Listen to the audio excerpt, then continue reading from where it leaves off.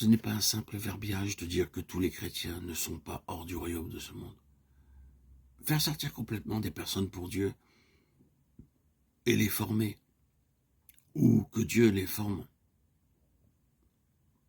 quelque chose qui correspond à son Fils, et en faire à partir d'un certain nombre d'individus une unité instruite par le Saint-Esprit, dans les lois du royaume céleste, et là, dans ce lieu, être l'instrument de Dieu pour briser l'autorité de Satan. Voici ce à quoi Dieu nous appelle. Voilà le service de l'Église. Que ce soit en tant qu'individu, dans des ministères particuliers, ou que ce soit dans des groupes locaux, ou plus encore que ce soit une question de vous en faisant partie d'une œuvre beaucoup plus large, c'est-à-dire mondiale. Ne pensez pas que les chrétiens sont rassemblés uniquement pour avoir des réunions, des études bibliques et de beaux messages, et vivre juste là. Comme de bons chrétiens, heureux ensemble, très satisfaits d'eux-mêmes, cherchant le Seigneur, priant, chantant et ainsi de suite. Ce n'est pas pour cette raison que nous sommes là. Saisissez la vision, la puissante vision de votre vocation céleste qui, dans son tout, se concentre et se focalise ici-bas sur un petit groupe, ici et là. Une vocation céleste, une chose beaucoup plus grande que vous-même. Si seulement de petites assemblées recevaient la vision de leur vocation céleste et de leur appel céleste, à quel point elle serait libérée et élargie, et quelle efficacité se produirait. Nous savons que cela est vrai, nous l'avons vu se produire, nous le voyons encore, et nous vous le transmettons.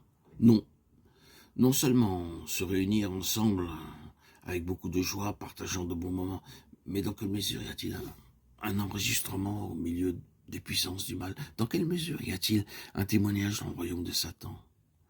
Que pensent de vous les principautés, les puissances? Et vous saurez bientôt si elles pensent quoi que ce soit de vous. Ne vous méprenez pas à ce sujet. Vous les touchez, vous saurez ce qu'elles pensent de vous. Mais que cela signifie-t-il? Cela signifie la croix. Cela signifie vraiment la croix. Vous devez être des serviteurs crucifiés, vous devez être des groupes crucifiés.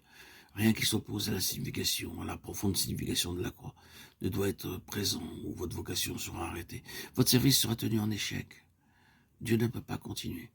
Il dira à nouveau, il n'y a pas d'accès, la porte est fermée.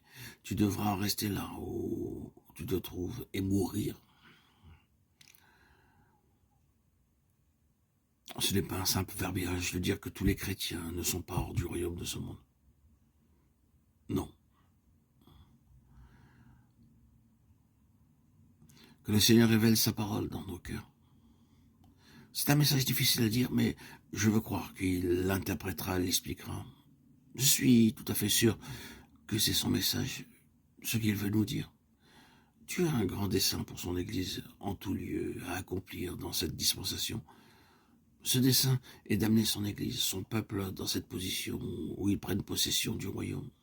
Et je le répète, cela veut dire une œuvre profonde de Dieu dans la vie de telle personne.